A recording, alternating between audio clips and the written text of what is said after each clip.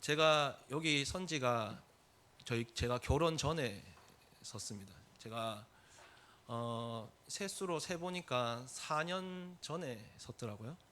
근데 올해가 제가 딱 10년 차입니다. 이 길에 들어서 10년 차인데 제가 전도사 때는 어떻게 하면 새롭고 참신한 말씀을 가져와서 우리 성도님들 감정을 건드려서 은혜를 줄까 굉장히 철없는 그런 생각을 했습니다. 그런데 은혜는 받을지 모르겠는데 근데 말씀이 전혀 능력으로 나타나질 않아요.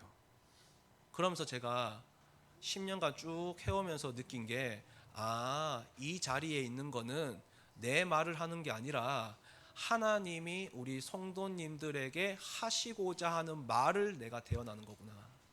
그래야 그 말씀이 우리 성도님들에게 성취가 되고 능력이 되는 거구나. 그걸 보고 하나님의 말씀을 대언한다, 하나님의 말씀을 심부름한다, 이렇게 표현을 합니다. 그러다 보니까 설교가 짧다, 설교가 길다, 설교의 내용이 재밌다, 설교의 내용이 안 재밌다, 그게 중요한 게 아니라 진짜 하나님이 우리 성도님들에게 하시고자 하는 그 말을, 그 언약을 정확하게 내가 전달하는 게 가장 중요하겠구나, 이렇게 제가 조금씩 깨달아지고 있습니다. 그래서 오늘 제목이 파수꾼의 정확한 언약입니다. 그리고 영어를 넣을까 말까 하다가 영어를 넣었는데요, 영어를 correct covenant 이렇게 적어놨어요. 왜 영어를 적었냐니까 이번 세계 램트 대회 때 류 목사님 1강이 correct covenant입니다. right라고 적어도 되는데 correct라고 적어놨어요. right랑 correct는 똑같이 정확하고 바르고 옳은이란 뜻이 있습니다. 근데 right는 의미가 처음부터 끝까지 다 옳은 거예요.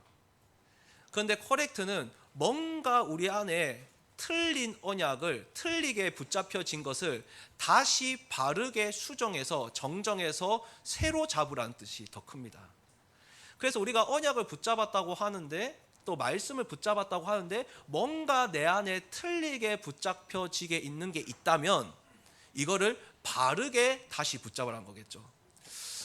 우리 어떤 랩런트가 그런 얘기 하더라고요. 하나님 자녀면 돈 당연히 많이 벌게 해줘야 되는 거 아닙니까? 하나님 자녀면 당연히 공부 안 해도 되는 거 아닙니까? 하나님 자녀면 하나님 모든 거 다 해줘야 되는 거 아닙니까? 굉장히 맞는 말처럼 보이는데 내 기준과 방식대로 틀리게 붙잡혀 있는 것입니다. 그래서 하나님의 말씀을 들어도 바르게 다시 붙잡혀지는 게 가장 중요하죠. 그래서 바르게 붙잡는 방법이 뭐가 있을까요? 저희가 오늘 이번 주 새벽 기도 때 저번 주에 말씀드렸듯이 여리고를 돌 때는 제사장이 메고 가는 언약궤를 따라가야 됩니다. 여리고를 돌 때 굉장히 그 사막 지역의 한 도시를 돌려면 얼마나 땀이 나고 얼마나 짜증 날까요? 빨리 돌아야 되잖아요. 그러면 조금 근육질에 젊은 장정이 탁 매가지고, 예를 들어서 우리 대청부에 누가 제일 힘셀까요? 태훈이가 제일 힘셀까요? 태훈이가 딱 매서 가야 될 거 아니에요. 그런데 제사장이 메고 가는 언약궤를 따라가라고 합니다. 그 제사장이 늙었는지 젊었는지 그건 잘 모르겠죠. 근데 하나님이 하시는 방법이 제사장이 메고 가는 언약궤를 따라가라는 겁니다. 그때 여리고가 무너져요. 그래서 생각하면서, 그러면 우리 교회의 제사장은 목사님인데, 그러면 하나님이 목사님을 통해 주시는 그 강단 말씀의 흐름이 있을 겁니다. 그 말씀의 흐름 속에서 내 시간표에 딱 맞는 하나님의 말씀이 나온다는 거예요. 주어진 본문을 가지고 각 기간별로, 계층별로, 현장별로 적용하는 거는 이제 어느 정도 10년을 해보니까 조금은 이제 할 것 같아요. 그런데 아무 주어진 본문 없이 새로 내가 본문을 한 개, 이 두꺼운 책에서 선택을 해가지고 선다는 것은 굉장히 부담스러운 일입니다. 왜? 이 말씀으로 우리 150명의 성도님, 200명의 성도님들이 이 말씀으로 쫙 인도받을 거니까요. 이거 굉장히 부담이 돼요.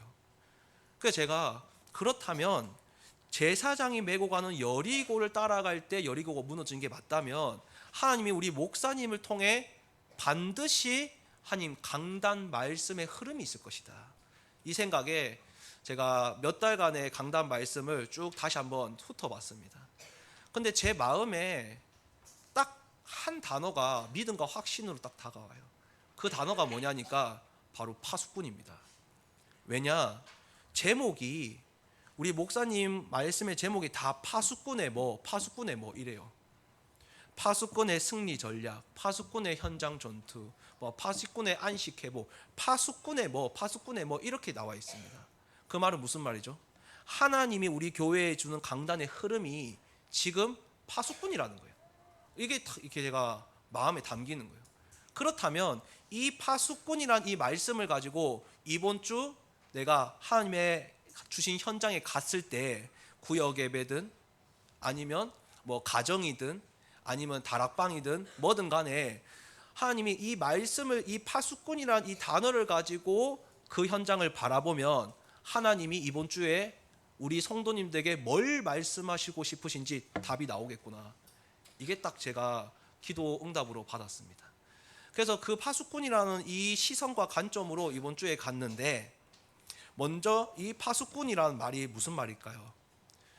파수꾼이 그 사전적 의미가 두 가지가 나오더라고요.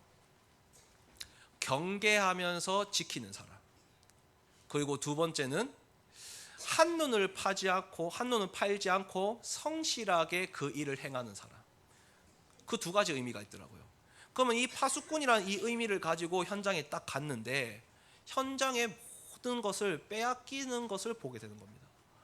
돈도 빼앗기고, 가정도 빼앗기고, 자녀도 빼앗기고, 생각과 마음도 빼앗기고, 다 빼앗기게 되는 거예요. 그러면서 현장에 이런 문제 있다, 저런 문제 있다, 많은 이야기들을 듣게 되는 것이죠. 근데 제가 파수꾼이야 눈으로 딱 보니까 아니다. 내가 영적인 파수꾼으로 서져 있으면 그 어떤 문제가 와도 현장은 뺏기지 않는다. 이게 딱 되는 거예요. 우리 이 외관 선교교회 이 건물 어디를 쳐야 무너질까요?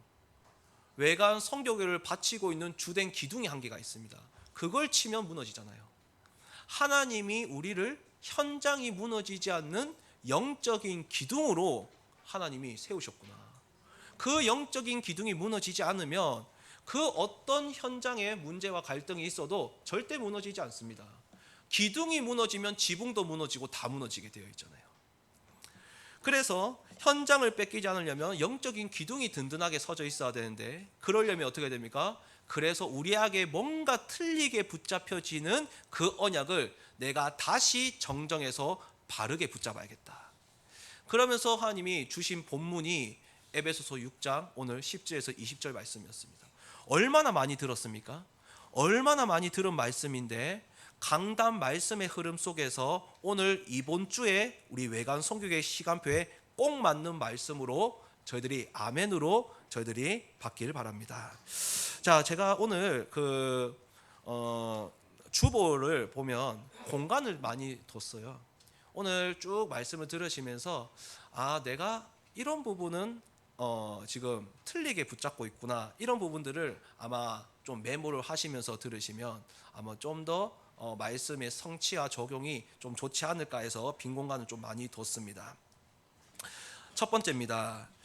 나는 지금 무엇으로 힘을 얻고 있는가? 나는 지금 무엇으로 힘을 얻고 있는가?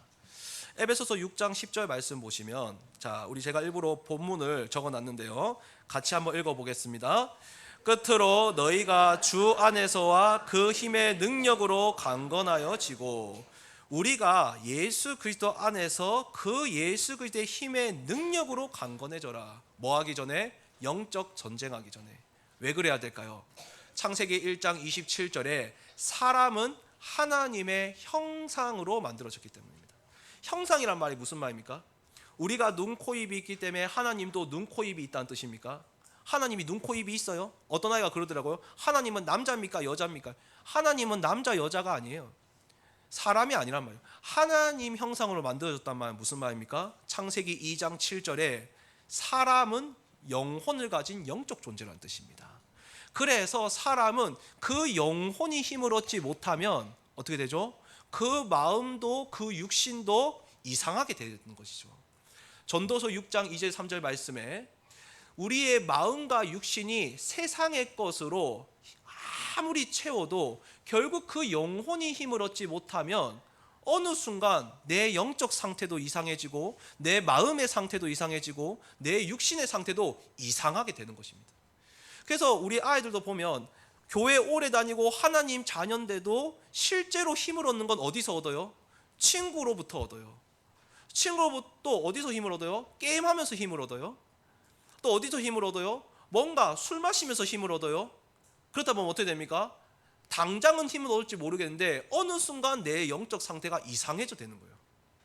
그래서 내 지치고 공허하고 허전하고 그 피곤한 마음을 뭘로 힘을 얻어야 됩니까? 영적으로 힘을 얻으셔야 됩니다. 영적으로 힘을 얻지 않으면 자꾸 세상의 것으로 힘을 얻으려고 해요. 그러다 보면 그때는 괜찮은지 모르겠는데 어느 순간 내 상태가 이상하게 되는 것이죠. 그래서 이사야 40장 28절에서 31절 말씀에 피곤하지 않으시고 곤비하지 않으시고 명철이 한이 없으신 그 하나님께 앙망하면 독수리 날개치는 새 힘을 주시겠다고 약속하셨어요. 그 앞에 뭐가 나와 있습니까? 장정도 넘어지고 소년도 쓰러지매. 거기서 말하는 장정이 뭡니까? 야, 나는 경험도 많고 내가 이만큼 살았는데 무너집니다. 소년도 넘어지매. 내가 열정이 이렇게 체력이 이렇게 대단한데 무너집니다. 하나님한테 받는 영적인 힘을 가진 사람이 끝까지 가는 거잖아요. 그래서 하나님한테 힘을 얻어야 됩니다. 제가 특히나 왜 이걸 첫 번째로 뒀냐, 우리 코로나 3년 겪으면서 너무 많이 힘이 빠져 있는 거예요. 현장에 가보면 마음이 다 그냥 좌절해 있고 낙심해 있고 주저해 있고 힘이 한 개도 없는 거예요. 저부터가. 그래서 오늘 말씀에 마귀와 싸우기 전에, 전신갑주를 입기 전에 먼저 뭐부터 얻어라? 영적인 힘부터 얻으라는 겁니다. 아무리 많은 것을 알고 있어도 내가 체력이 안 된다, 그거는 그 계획을 이게 할 수가 없는 거잖아요. 내가 아무리 많은 걸 목사님 내 이렇게 하겠습니다 저렇게 하겠습니다 해도 실제로 힘이 없어서 무기력해서 예배를 못 온다, 그거 다 말뿐이잖아요. 먼저 영적으로 힘을 얻어야 되는 겁니다. 그래서 바울이 왜 전도와 선교지에 갔을 때 왜 강가에 가서 강가에 가서 기도를 했을까요? 그리고 하나님이 선지자들을 부르실 때 왜 산으로 부르셨을까요? 또 왜 예수님은 광야에 가서 기도를 하셨을까요? 왜 동산에 가서 기도를 하셨을까요? 힘을 얻는 첫 번째 방법이 뭡니까? 집중입니다. 우리 아이들 요즘 시험 기간이라고 집중적으로 공부하잖아요. 방학 때 그렇게 집중적으로 공부합니까? 방학 때 그렇게 집중적으로 공부하면 진짜 엘리트죠. 근데 시험 기간 때 집중적으로 공부해요. 목사님, 저는 운전할 때 차량 들으면서 하는데요. 목사님, 저는 설거지할 때 목사님 말씀 틀어놓고 하는데요. 정말 맞죠. 그런데 지금 우리 교회 시간표는 모든 것 다 내어놓고 하나님 앞에 집중해야 되는 시간표예요. 시험 기간 때는 시험에 집중해야 되잖아요.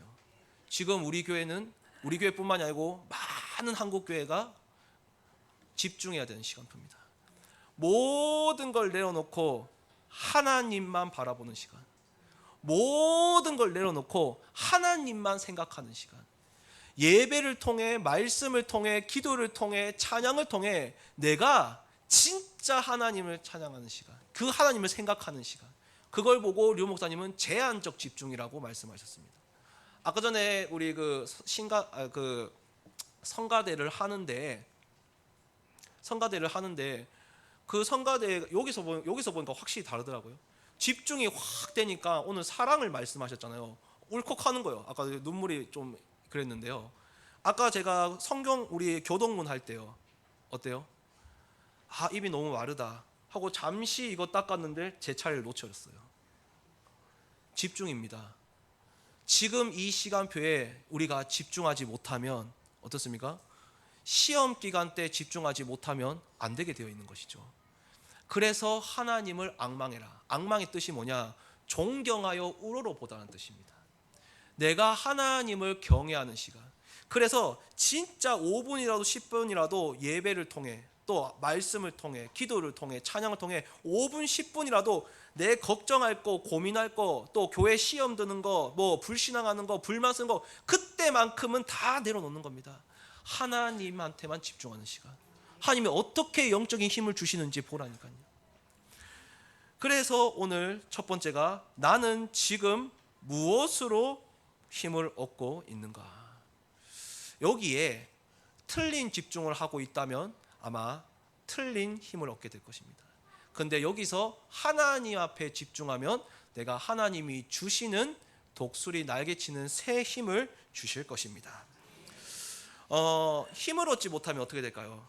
제가 몇 번 예전에 간증 드렸는데, 제가 RTS 다닐 때 저희 어머니 차를 제가 써가지고 우리 전도사님들을 태워서 카풀을 해가지고 이렇게 왔다 갔다 1학년 때 그렇게 했어요. 2학년 때부터는 그렇게 못했고, 쭉 내려오는데 주유구에 불이 뚝 뜨는 겁니다. 기름 넣으라고. 근데 한 구미쯤 왔어요. 구미인가 뭐 그쯤 왔어요. 경부를 탔어요. 영동에서 그 경부선을 갈아탔어요. 조금만 더 가면 우리 외관에 도착할 수 있을 것 같은 거예요. 그래서 가다가 조금만 가면 되겠지, 조금만 가게 되겠지 하다가 칠곡 휴게소에서 한 1km인가 남겨놓고 멈췄다니까요. 살살살살살살, 야 조금만 가면 살살살살 가면 되지. 그래도 힘 빠집니다. 기름 따르는 건 똑같아요. 빨리 가면 되겠지. 기름 따르는 건 똑같아요. 기름이 빨리 빠지냐 적게 빠지냐 뿐이지. 마찬가지죠. 아유 뭐 살살살 조심해서 살면 되겠지. 아니면 힘차게 살면 되겠지. 영적인 힘 없으면 언젠가는 지치게 돼요. 그러니까 어떻게 돼요?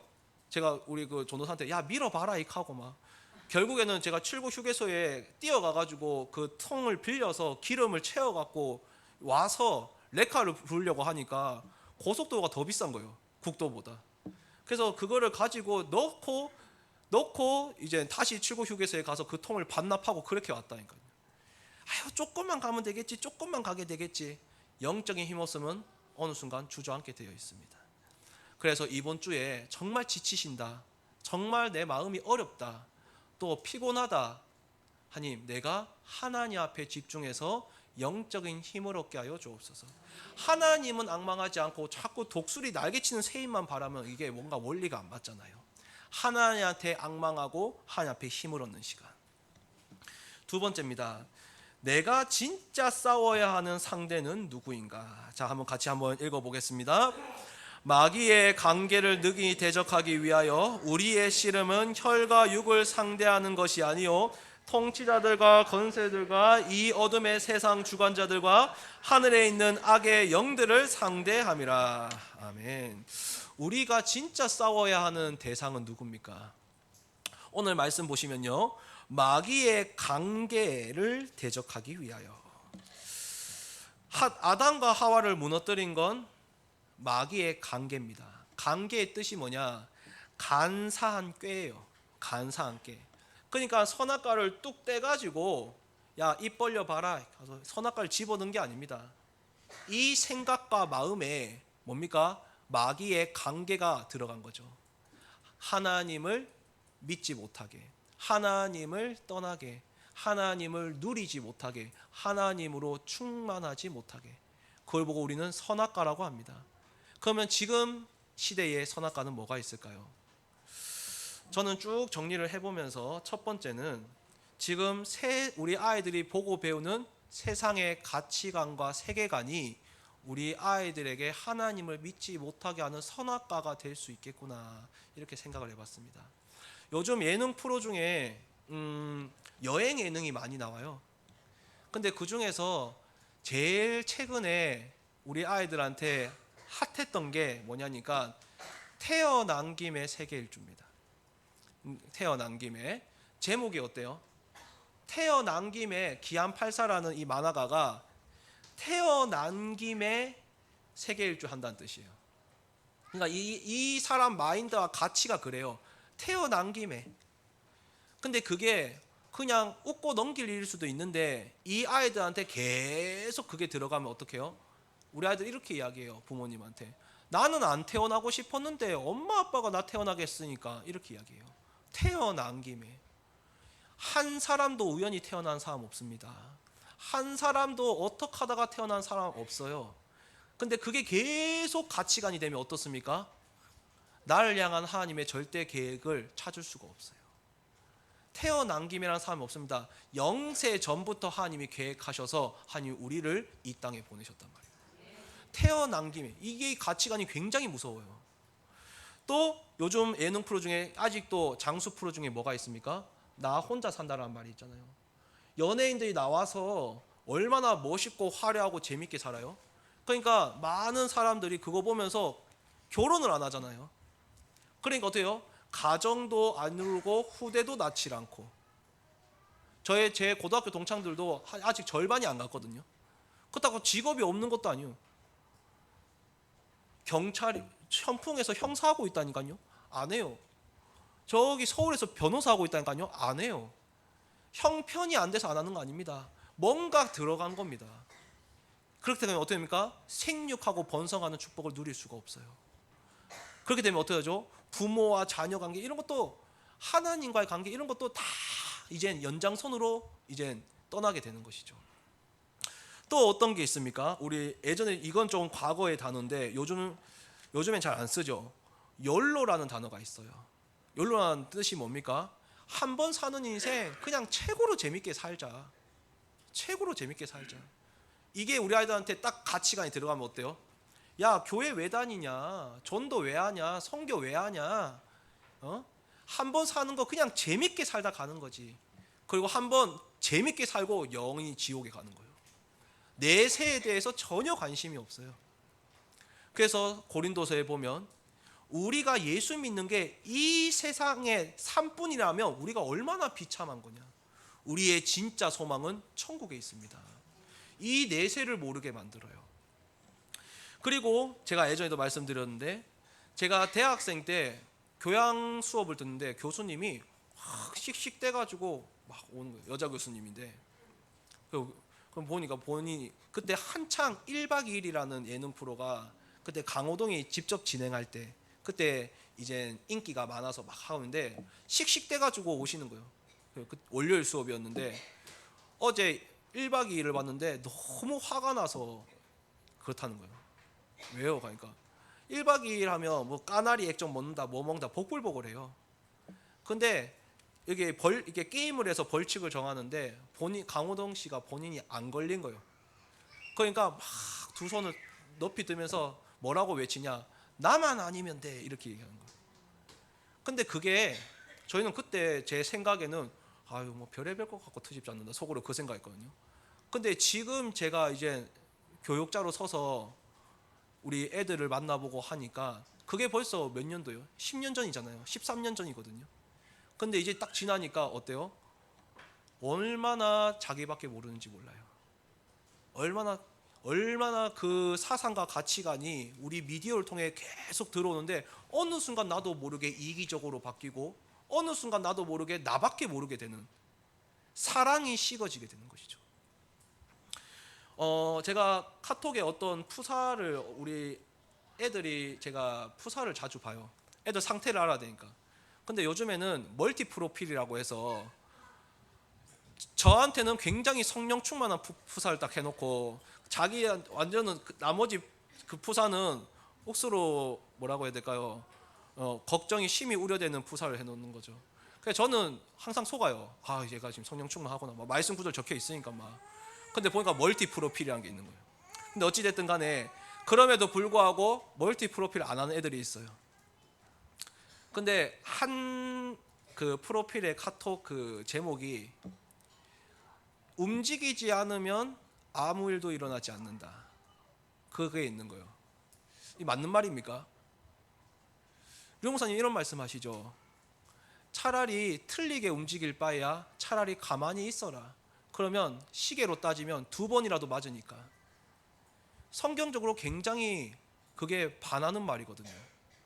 오히려 하나님이 문을 열지 않고 인도하지 않으면 그 자리에서 기다리며 예배하라 합니다. 이런 세상의 가치관과 사상이 자꾸 우리 아이들을 하나님을 떠나게 만들어요. 그리고 요즘 하나님을 대적하는 미디어들이 얼마나 많습니까? 요즘 드라마 중에 제일 핫한 게 뭐예요? 마스크걸. 저는 아직 보지 못했는데 거기에 보면 교회의 어떤 뭐 중직자인지 뭔지 모르겠는데 교회에 신실하게 다니시는 분이 자기 딸이 뭔가 안 좋은 일을 당했어. 그래서 그것을 자기가 보복한다고 기도하는데 막 그 가해자를 놓고 예수님 이름으로 막 권세를 쓰면서 막 죽일지어다 뭐 할지어다 막 이렇게 한다는 거예요. 그러니까 그걸 딱 봤을 때 우리 아이들이 분별력이 없으며 아유 교회는 너무 혐오스럽다 이 생각이 들잖아요. 예전에 재작년이었나요? 좀비가 한창 드라마에 흥할 때 지금 우리 학교는이라는 그게 있었어요. 학교에서 이제 좀비가 일어나는 거예요. 그런데 좀비를 때려잡는데 뭘로 때려잡는지 알아요? 급하니까 책으로 때려잡는데 하필이면 그 책이 또 성경책입니다. 그런데 그렇게 기독교를 대적하고 까는 이 드라마 영화가 무조건 1위예요. 오징어 게임 보십시오. 오징어 게임 그 멤버들 보면 성폭행 당한 여자애가 한 명 나오잖아요. 근데 하필이면 그 성폭행을 한 아버지가 목사로 나오잖아요. 목사 딸이 성폭행을 당했다는 거예요. 굳이 설정을 그렇게 안 해도 되는데. 수리남이라는 드라마를 보세요.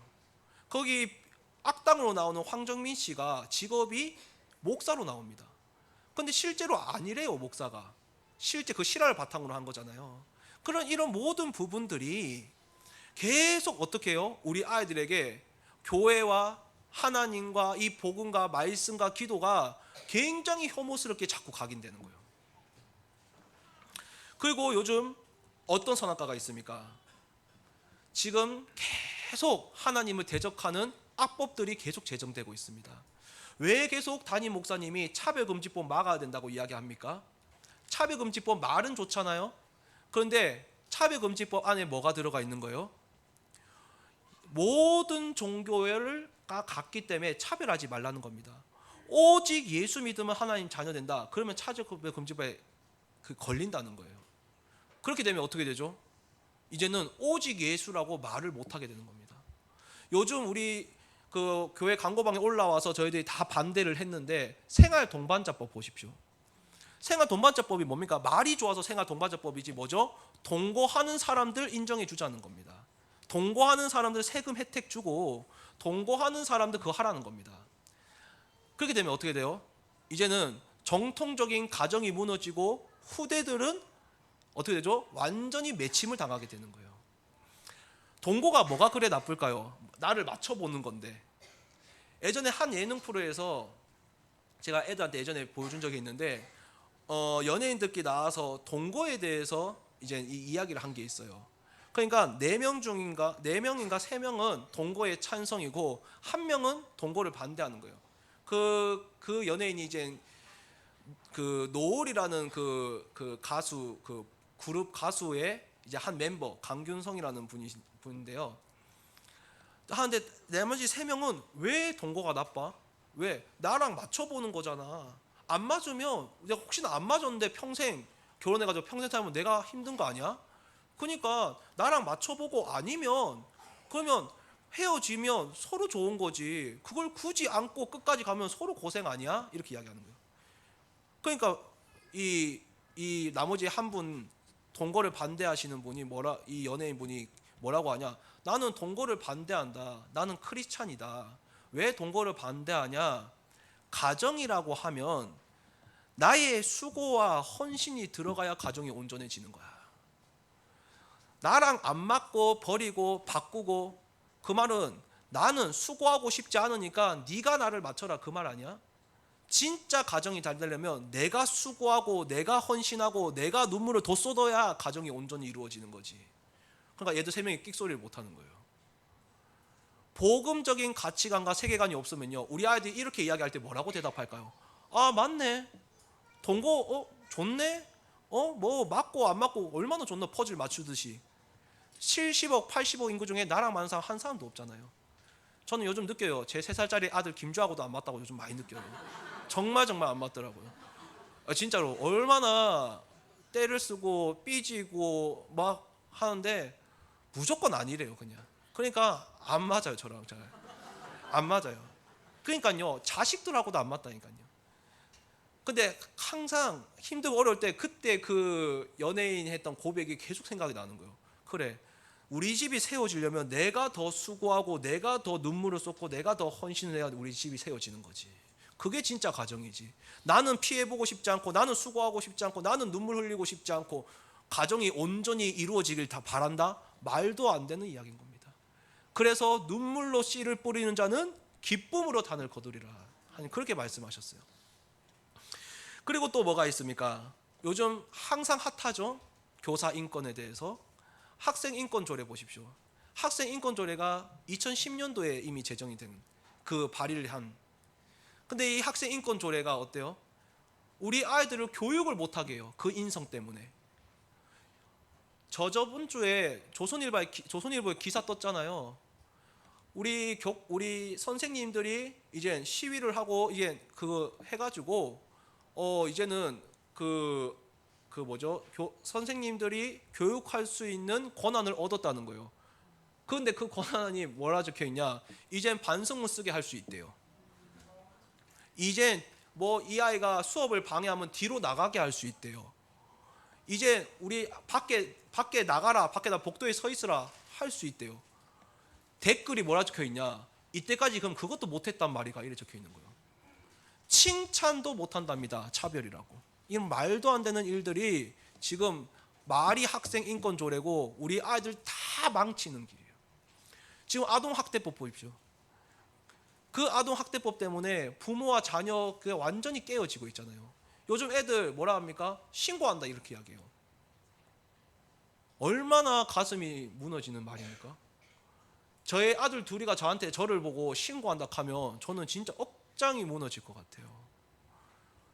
부모를 신고한다? 그러면 하나님도 신고할 사람이에요. 부모를 신고한다? 목사님도 신고할 아이입니다. 하나님이 설정해 놓고 하나님이 주신 부모님을 섬기지 못한다? 말도 안 되는 이야기인 거예요. 이렇게 우리 아이들이 계속 선악과를 먹고 있는 것이죠. 그리고 어제 제가 이제 거길 갔다 왔습니다. 그 창조과학에 갔다 왔는데 우리 아이들 배우는 모든 지식이 뭐를 바탕으로 만들어진 겁니까? 진화론. 그 설명하신 교수님이 그러시대요.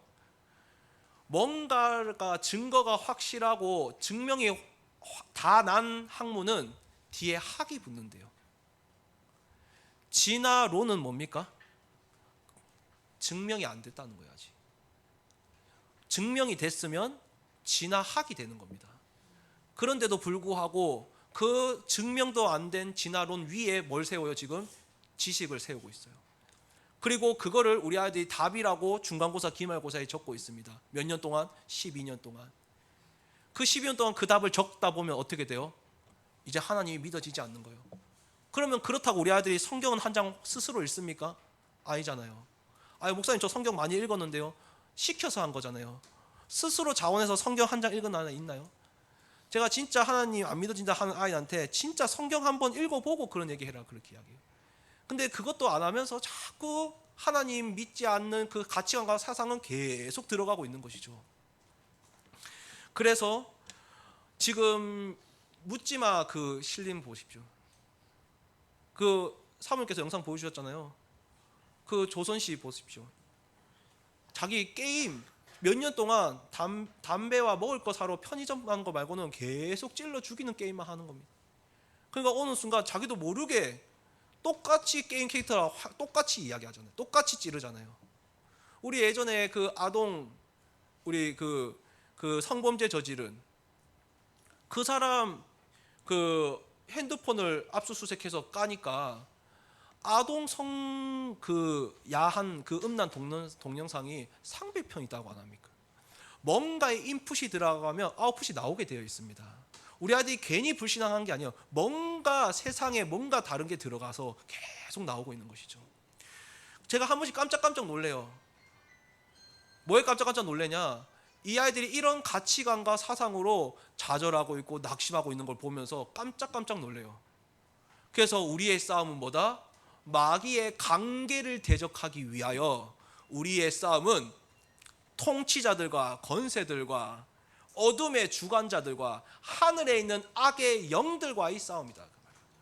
진짜 우리가 싸워야 할 때는 대상은 뭡니까? 하늘에 있는 악의 영들과의 싸움이요.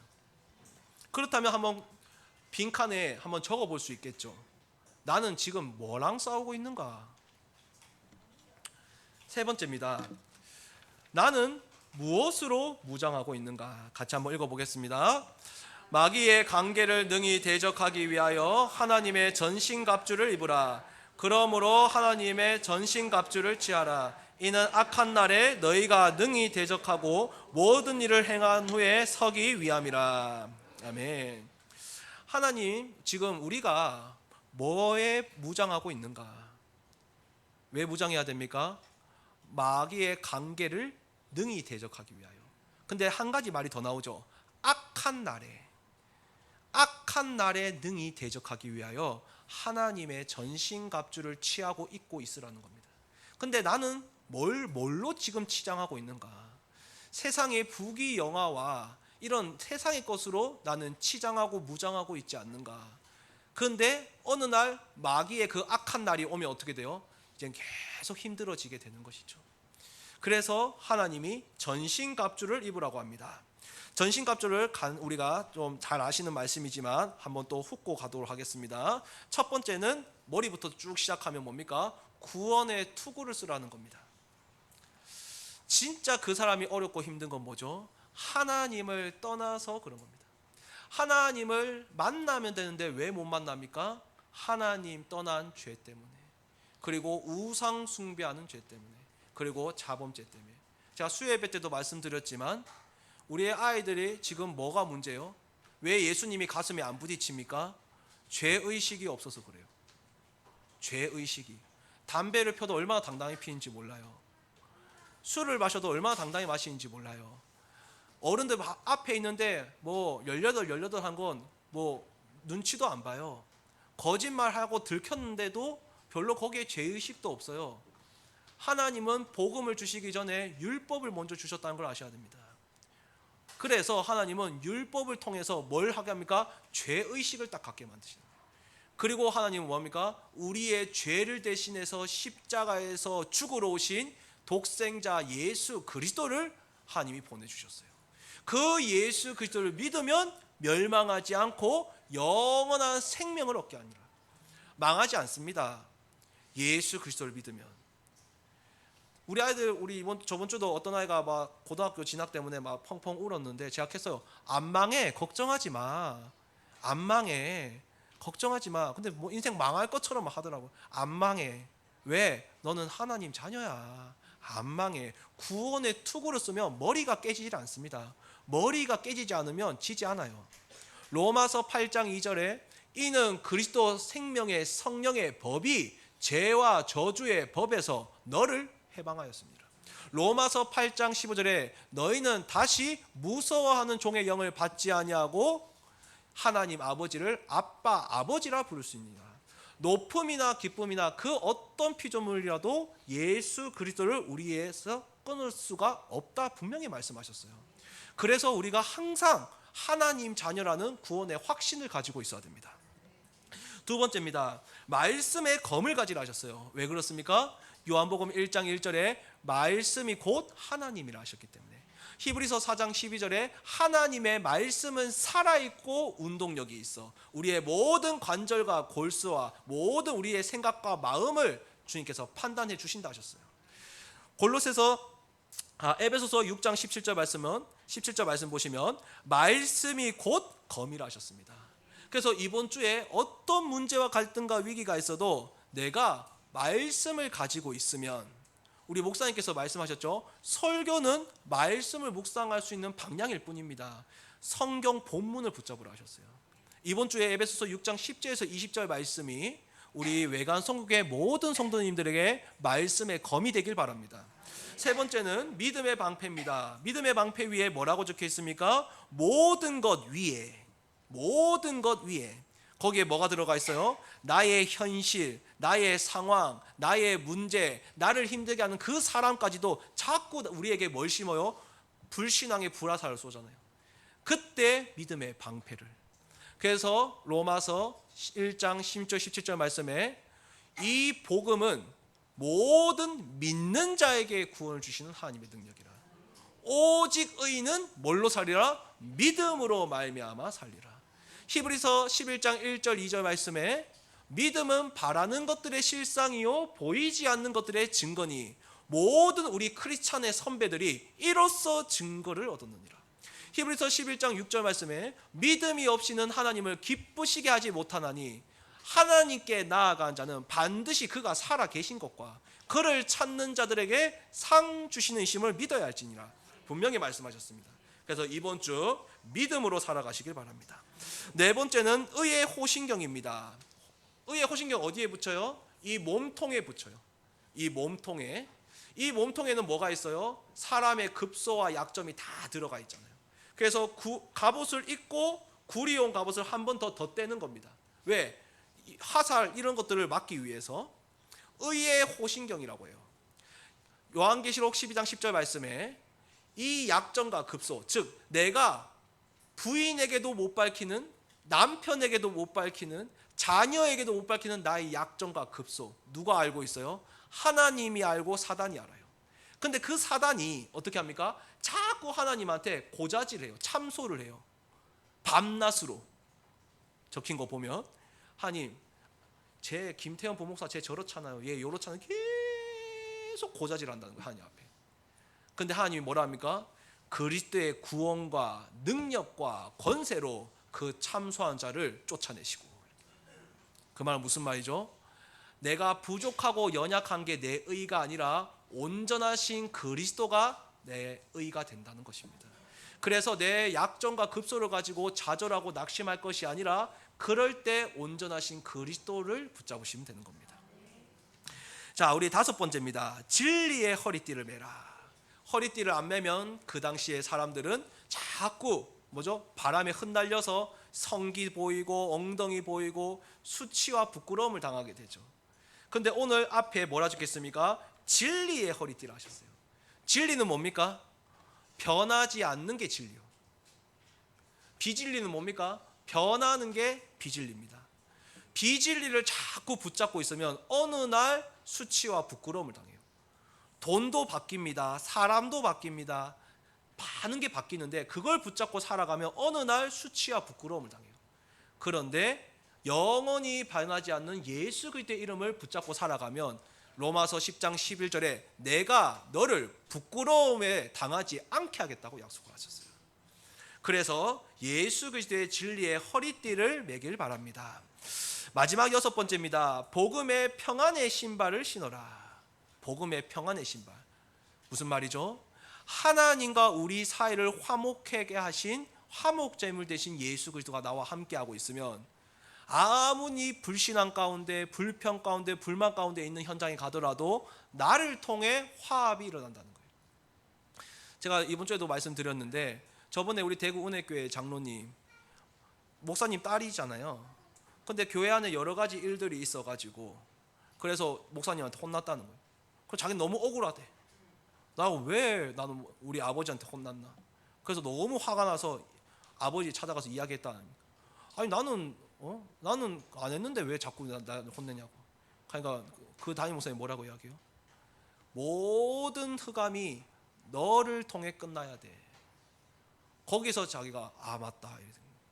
모든 어떠한 교회 안에 불신앙이 있어도 나한테까지 오면 여기서 끝나야 됩니다. 모든 원망과 하소연과 모든 어떤 것이 있어도 나를 거쳐서 가는 게 아니라 나로부터 끝나야 돼요.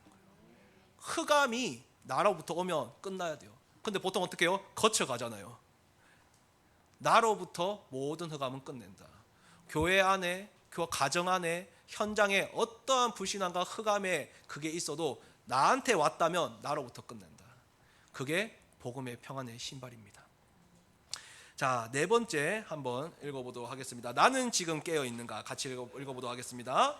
모든 기도와 간구를 하되 항상 성령 안에서 기도하고 이를 위하여 깨어 구하기를 항상 힘쓰며 여러 성도를 위하여 구하라. 아멘. 갑옷을 입고 있어도 또 힘이 있어도 감각이 무감각하면 사실은 아무 소용이 없는 것이죠. 그래서 뭐라고 이야기합니까? 베드로전서 5장 8절에 근신하라 깨어라. 우는 사자가 두루다니며 삼킬 자를 찾나니 깨어 있어야 됩니다. 이런 말도 있죠. 산자인데 죽은 자 같도다. 왜 깨어 있어야 됩니까? 깨어 있어야 하나님과 소통할 수 있어요. 무전기잖아요. 기도가 깨어 있으려면 기도를 해야 되는데 이게 기도가 되어 있지 않으면 어때요? 갑옷 다 입고 힘은 넘치는데 엉뚱한 데 서 있다니까요. 왜? 하나님은 하늘 서울로 가려는데 기도를 안 해서 하나님과 소통이 안 되니까 하나님은 부산을 좋아하시겠지. 왜? 바다가 있으니까. 저 혼자서 글로 가고 있는 거예요. 예수님이 성전에 와서 비둘기, 양, 소 이런 거 파는 사람들을 보고 환전하는 사람들 보고 채찍으로 다 막 그거 해요. 엎어요. 그 쫓아내요. 그러면서 뭐라 합니까? 내 집은 기도하는 집이다 이렇게 이야기해요. 근데 그걸 보고 제자들이 어떤 말씀이 딱 생각나냐? 주의 사모하는 열심이 나를 삼키리라. 무슨 말이죠? 나는 열심히 한다고 하는 그 신앙생활이 오히려 역효과를 불러일으킬 수 있다는 겁니다. 뭘 하지 않으면? 기도하지 않으면. 그래서 우리 외관 선교교회는 기도로서 하나님과 소통이 되고 있어야 그 열심도 하나님 앞에 영광이 되는 것입니다. 자, 그리고 모든 것을 성령 안에서 기도하되. 무슨 말이죠? 모든 불평, 불만한 모든 것을 뭘로 연결시켜라? 기도로 연결시켜야 하나님의 섭리와 인도와 주권이 보이게 된다는 것입니다. 그걸로 끝나는 것이 아니라 여러 성도를 위해서 기도해라. 무슨 말입니까? 깨어있는 사람이 옆 사람을 깨울 수가 있어요. 아까 전에 우리 렌트 한 명이 누워 있으니까 우리 지연이와 또 몇몇 우리 도연이와 몇 명 하여튼 고등부 아이들이 우리 후배 렌트를 깨우더라고요. 왜? 깨어 있으니까. 엎드리지 않고. 깨어 있어야 옆 사람을 깨울 수가 있습니다. 우리 가정은 언제 깨어납니까? 우리 교회는 언제 깨어납니까? 우리 회사는 언제 깨어납니까? 내가 깨어 있어야 옆 사람을 깨울 수가 있어요. 그래서 기도는 내가 하나님과 소통하여 깨어 있는 것이다. 그렇다면 나는 거기에 깨어 있지 않고 나는 다른 곳에 더 감각이 깨어 있지 않습니까? 하나님 앞에 우리는 깨어 있게 기도하셔야 됩니다. 마지막 5번째입니다. 나는 현장에서 무엇을 하고 있는가? 자, 같이 한번 읽어보겠습니다. 또 나를 위하여 구할 것은 내게 말씀을 줘서 나로 입을 열어 복음의 비밀을 담대히 알리게 하옵소서 할 것이니 이 일을 위하여 내가 쇠사슬에 매인 사신이 된 것은 나로 이 일에 당연히 할 말을 담대히 하게 하려 하심이라. 아멘. 하나님이 바울에게 주신 사명이 뭡니까? 사도행전 9장 15절에 이방인과 임금들과 이스라엘 자손들에게 예수 그리스도의 이름을 전하는 게 바울에게 주신 사명입니다. 그래서 오늘 뭐라고 하냐? 나를 위하여 구할 것은 내게 말씀을 줘서 나로 입을 열어 복음의 비밀을 알리게 하여 주옵소서. 바울의 지금 상황이 어떤 상황입니까? 감옥에 갇혀 있는 상황입니다. 그런데 거기서도 복음의 비밀을 담대히 알리게 하여 주옵소서. 그래서 바울은요, 복음을 전하는 것을 보고 오늘 말씀에 이렇게 이야기했어요. 당연히 해야 할 말을 하게 하여 주옵소서. 복음을 전파하는 게 바울에게 뭡니까? 선택이 아니라 당연히 해야 될 말이라는 겁니다. 그런데 바울이 이 일을 위하여 쇠사슬에 매인 것은 이렇게 이야기했어요. 이 일을 위하여, 이 일이 뭡니까? 복음을 전하는 일을 위해서 내가 쇠사슬에 매인 것은 이렇게 적혀있어요. 그래서 현장에 여러 가지 문제와 갈등이 있을 때 하나님은 도대체 무엇을 위하여 나에게 이 쇠사슬에 매이게 하셨나 생각을 해봐야 됩니다. 단순히 그냥 불평할 것이 아니라 하나님은 복음을 전하려고 하나님은 쇠사슬에 매이게 하십니다. 그 모든 관점이 우리는 전도와 선교가 되어야 되는 것이죠. 그래서 바울이 바로 예수님 믿어라 하면 되는데 왜 말씀을 달라고 할까요? 오늘 정확하게 이렇게 나와 있잖아요. 나로 입을 열어 말씀을 주사 복음의 비밀을. 무슨 말입니까? 그 현장이 다 다르기 때문에 그 현장에 말씀이 있다는 겁니다. 그 말씀으로 하나님의 복음의 비밀을 알리게 해달라, 그렇게 말씀하셨어요. 그래서 예수님이 어떻게 합니까? 엠마오로 가는 두 제자한테 성경 말씀을 풀어서 예수가 그리스도이신 것을 설명해 줘요. 가슴이 뜨거워지죠. 또 바울이 몇 년간 제자들을 그 훈련시킬 때 성경 말씀을 훈련시킵니다. 그 말은 무슨 말입니까? 예수 그리스도를 알고 있고 복음을 알고 있어도 성경 말씀에 무지하면 현장에 이 말씀으로 복음의 비밀을 알릴 수 없다는 거예요. 그래서 매주 우리 성구도 2개 외우고, 또 중고등부는 100구절 하고 있고, 또 본문도 계속 나오고, 말씀이 우리의 레마가 되어야 되는 것입니다. 말씀을 주사 하나님 나에게 복음의 비밀을 알리게 하여 주옵소서. 그래서 말씀을 반드시 혼자 묵상하는 시간이 있어야 되는 것이죠. 그래야 나의 것이 됩니다. 그렇게 되면 어떻게 됩니까? 기다려야 되는 시간표가 있고 외쳐야 되는 시간표가 뭔지 분별하게 되는 것이죠. 아, 목사님 저는 절대 못하겠습니다 하면 나한테 하시면 됩니다. 어떤 우리 분이, 어떤 집사님이 제가 어떤 렘넌트 사역을 이렇게 연결시켜 줬는데 저 없이 둘이 몇 번 많이 만나나요. 근데 본인이 처음에는 목사님처럼 말씀 읽어야 된다, 기도해야 된다, 뭐 해야 된다, 말이 나오고 싶은데 낯간지러서 말을 못 하겠더래요. 근데 어느 얘가 너무 이제 힘드니까 얘 살려야겠다는 생각, 얘 하다 죽는 거 아이가, 진짜 힘든 거 아이가, 이렇게 하면서 자기도 모르게 말이 나오는데 자기가 어떻게 이런 말을 했나 싶을 정도로, 그러니까 본인이 깨달았대요. 야, 내가 안 듣는 자처럼 보였지만 듣는 자구나, 이 생각을 했대요. 계속 무의식적으로 듣고 있었던 거죠. 근데 급하니까 이 말 나오는 거예요, 이게. 근데 웃기죠. 말하면서 자기가 너무 치유가 된다는 거예요. 물은 고이면 썩게 되어 있습니다. 물은 흘러가야 돼요. 복음이 나로부터 흘러가야 됩니다. 결론입니다. 이 5가지 질문에 우리는 틀리게 언약을 붙잡고 있지 않는가. 즉, 틀린 집중, 틀린 상대, 틀린 무장, 틀린 감각, 틀린 사명으로 나는 살아가고 있지 않는가.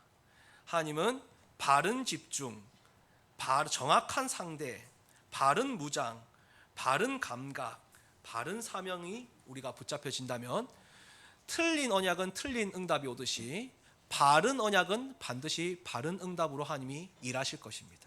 시편 103편 20절 22절, 너희가 정확하게 언약 붙잡으면 하나님이 천군과 천사로 하나님은 먼저 일하시겠다고 약속하셨습니다.